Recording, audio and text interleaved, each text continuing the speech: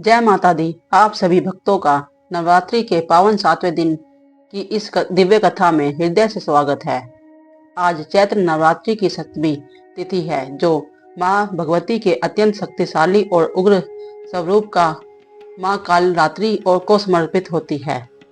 7वीं तिथि का आरंभ 24 मार्च मंगलवार को शाम 4:09 से होकर 25 मार्च बुधवार दोपहर 1:50 तक रहेगा। इसके उपरांत अष्टमी तिथि का आरंभ हो जाएगा।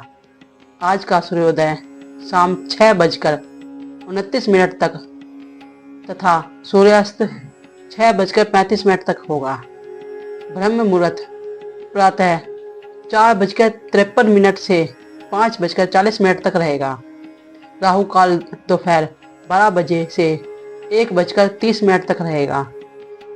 मृगशीर्षा नक्षत्र शाम 5:33 तक रहेगा। इसके बाद आद्रा नक्षत्र प्रारंभ होगा। आयुष्मान योग प्रातः 6:01 तक रहेगा। तत्पश्चात सौभाग्य योग आरंभ होगा। साथ ही आज दोपहर 1:50 से लेकर रात्रि 12:47 तक वृद्ध काल रहेगा। इसका वास स्वर्गलोक में माना जाता है। अब आइए श्रद्धा और भक्ति के साथ माँ कालरात्रि की महिमा, उनकी पावन कथा श्री दुर्गा सप्तशती के अध्याय तथा स्तुति का रसपान करें। यदि यह कथा आपके हृदय को स्पर्श करे तो वीडियो को लाइक करें। हमारे इस आध्यात्मिक प्रयास को अवश्य प्रोत्साहित करें। माँ कालरात्रि नव दुर्गाओं का 7वां स्वरूप है, जो अपने भक्तों के समस्त भय, बाधाएं, नकारात्मक शक्तियों का अंत करने वाली है। उनका स्वरूप भले ही अत्यंत भयंकर और विकराल प्रतीक होता है, किंतु वे अपने सच्चे भक्तों को भय और कल्याण का आशीर्वाद प्रदान करती हैं।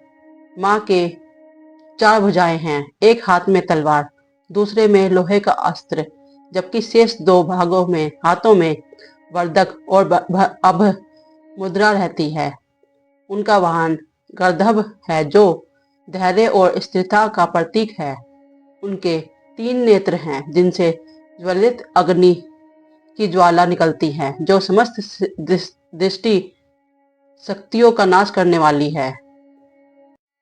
प्राचीन कथा के अनुसार दारुक नामक असुर ने ब्रह्मा जी को प्रसन्न कर ऐसा वरदान प्राप्त किया कि वह देवताओं और ब्राह्मणों को अत्यंत कष्ट देने लगा।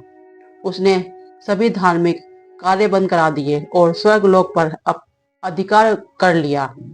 तब देवताओं ने ब्रह्मा, विष्णु और अनंत भगवान शिव से सहायता मांगी। भगवान शिव के कहने पर माँ पार्वती ने अपने एक अंश को प्रकट किया, जो शिव के कंठ में स्थिर शिविष से मिलकर एक भयंकर काले रूप में प्रकट हुआ। यही स्वरूप माँ काली और कालरात्रि के रूप में विख्यात हुआ। यह माँ कालरात्रि के प्रकट होते ही उनके प्रचंड स्वरूप से दारुक और उनकी सेना का अंत हो गया। उनके क्रोध से संपूर्ण सृष्टि कांप उठी। तब भगवान ने शिव ने बालक का रूप धारण करके उनके क्रोध को शांत किया। इस प्रकार माँ का उग्र रूप भी अत्यंत करुणा और मातृत्व में परिवर्तित हो गया।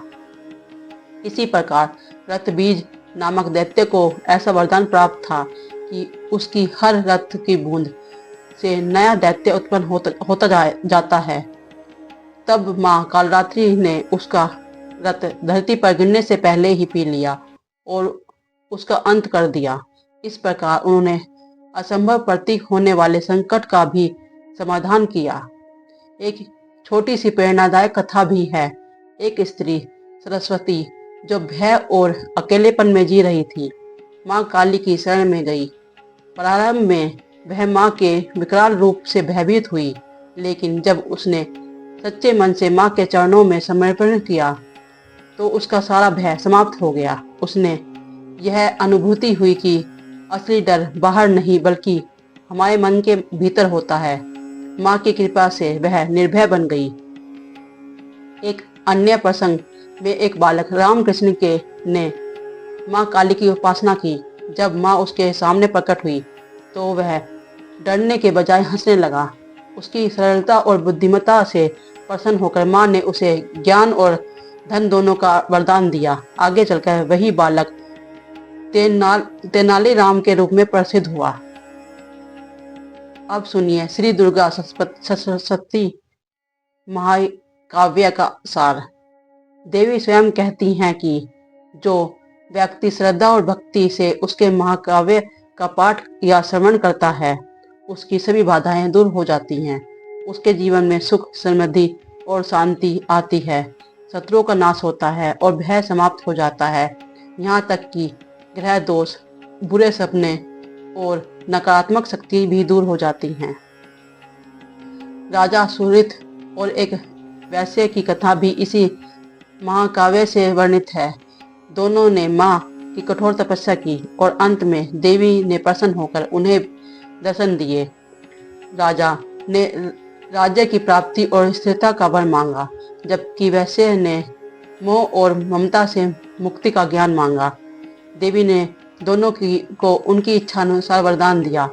इस प्रकार माँ कालरात्रि केवल विनाश की देवी नहीं बल्कि संरक्षण, ज्ञान, साहस और मुक्ति की भी अधिष्ठात्री हैं। जो भी सच्चे मन से उनकी शरण में जाता है, उनका हर भय समाप्त हो जाता है और जीवन में नई शक्ति का संचार होता है। जय माता।